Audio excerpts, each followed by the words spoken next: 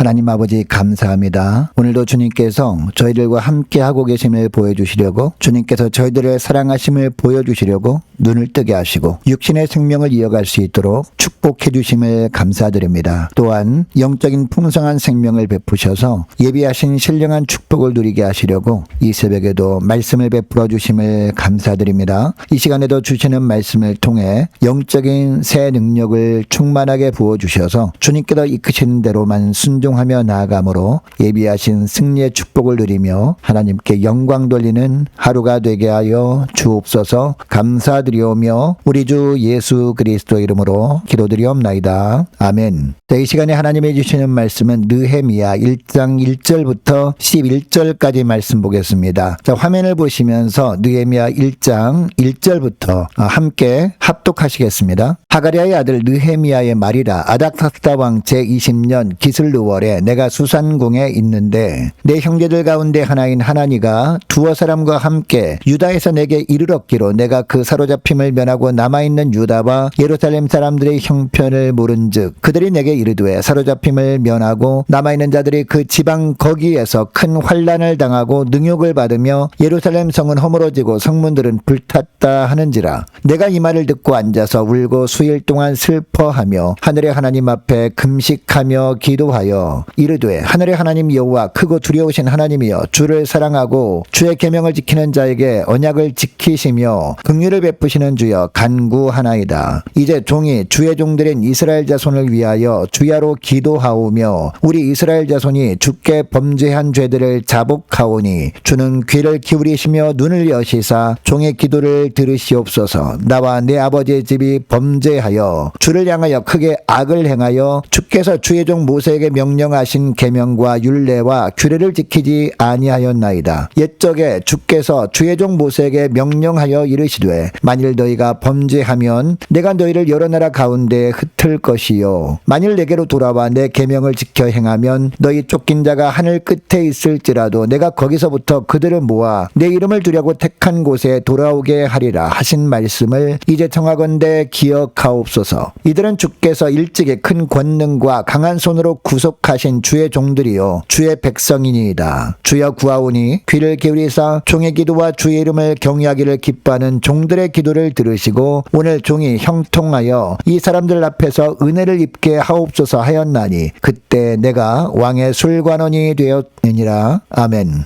여러분, 우리가 이 땅에서 믿음 생활을 하다 보면 이해할 수도 없고 감당할 수도 없을 것 같은 상황을 만날 때가 있습니다. 여러분, 이러한 때 기도하고자 하는 마음은 있지만 아무런 희망이 없다는 생각 때문에 마음이 무너져서 기도할 힘도 내지 못할 때가 대부분입니다. 이것도 하나님께서 허락하신 상황이라고 머리로는 이해는 하지만 감당이 안 되는 겁니다. 여러분, 욥기 23장 말씀에 보면 하나님께서 믿음의 사람들을 간혹 고난이라는 풀무로 단련시켜서 더 정금 같은 믿음의 사람으로 만드시려고 이런 시련을 주실 때가 있다라는 말씀을 하십니다. 여러분, 그렇다면 하나님의 백성들에게 환난이 찾아올 때 우리 예수 믿는 사람들은, 성도들은 어떤 삶을 살아야 할까요? 첫째로 하나님의 말씀으로 상황을 분석해 보는 겁니다. 자, 오늘 본문에 보면 하나님의 사람 느헤미야가 유다 지방에 갔다가 돌아온 하나님으로부터 좋지 않은 소식을 듣습니다. 그곳에 있는 사람들이 큰 환난을 겪고 있고 예루살렘 성은 파괴되었다는 기가 막힌 소식이었습니다. 어떻게 다른 곳도 아닌 하나님의 살아계신 증거인 성전이 파괴될 수 있을까? 순간 망연자실을 했을 겁니다. 그런데 느헤미야가 이 이야기를 듣고 가장 먼저 한 것이 무엇이었습니까? 이런 상황이 왜 벌어졌는지 그동안 알고 있던 하나님의 말씀으로 분석한 겁니다. 7절을 보시기 바랍니다. 주를 향하여 크게 악을 행하여 주께서 주의 종 모세에게 명령하신 계명과 율례와 규례를 지키지 아니하였나이다 라고 합니다. 또한 8절도 보면 옛적에 주께서 주의 종 모세에게 명령하여 이르시되 만일 너희가 범죄하면 내가 너희를 여러 나라 가운데 흩을 것이요 라고 합니다. 여러분, 왜 이런 기가 막힌 일이 벌어졌다라고 보고 있습니까? 하나님께서 말씀을 통하여 금하신 것들을 이스라엘 공동체가 담대하게 범했기 때문에 하나님께서 이런 민족적인 고난을 주셨다라는 겁니다.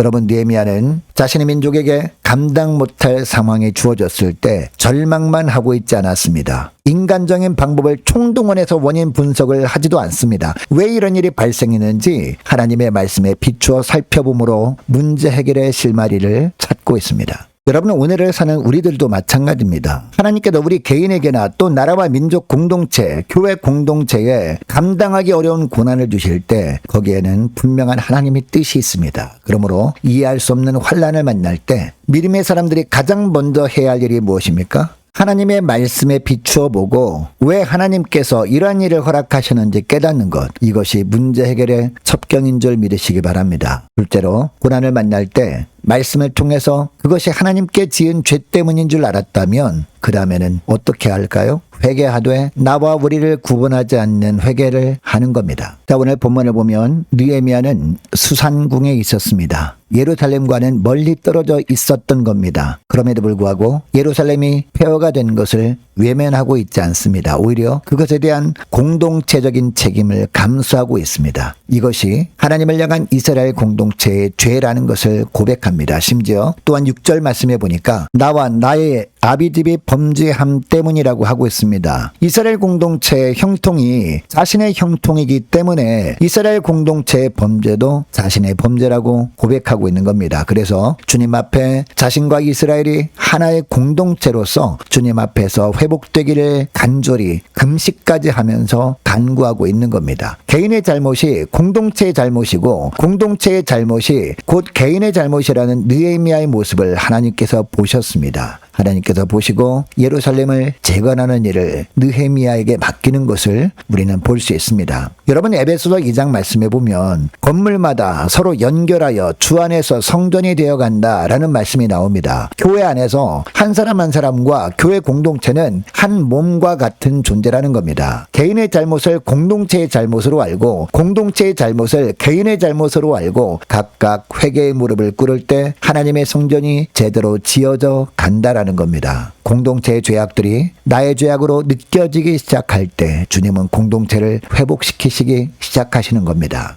여러분, 공동체의 문제들 다른 사람 때문이 아닙니다. 바로 회개하지 않는 나 때문임을 알고 하나님 앞에 나아가 공동체의 잘못을 나의 잘못으로 인식하고 하나님 앞에 회개의 무릎을 꿇을 수 있는 저와 여러분 되시기를 축복합니다. 셋째로, 말씀으로 상황을 분석해보고 공동체의 죄를 나의 죄로 인식하고 회개한 이후에는 그 다음에 어떻게 될까요? 약속의 말씀을 붙들고 간구하는 겁니다. 이렇게 할 때 약속 붙들고 기도하는 그 한 사람을 통해서 하나님께서 공동체를 회복시켜 주시는 줄 믿습니다. 오늘 본문에 보면요, 느헤미야가 회개한 이후에 어떻게 합니까? 철저히 하나님의 약속을 의지하여 간구합니다. 8절과 9절 말씀에 보면 하나님의 약속의 말씀에 백성들이 하나님께 범죄하면 하나님께서 나라를 치실 것이지만 회개하고 돌이키면 회복시켜 주시겠다는 분명한 약속의 말씀을 붙들고 간구합니다. 이제 회개했으니 대적들에게 회파되어 버린 예루살렘과 하나님의 전을 회복시켜달라는 그런 간구를 한 겁니다. 여러분, 결국 이 기도가 어떻게 되었을까요? 이 기도가 하늘에 상달됩니다. 하나님께서 응답하시는데 어떻게 응답하십니까? 환경을 열어주시고 약속의 말씀 붙들고 간구한 사람 느헤미야를 사용하셔서 회복시켜 주시는 것을 볼 수 있습니다. 여러분, 이것을 기억하시고 오늘 기도할 때 이렇게 기도했으면 좋겠습니다. 하나님, 이해할 수 없는 일을 만났을 때 말씀을 근거로 그러한 일들이 왜 일어나는지 깨닫고 진정 공동체의 죄악이 나의 죄악으로 알고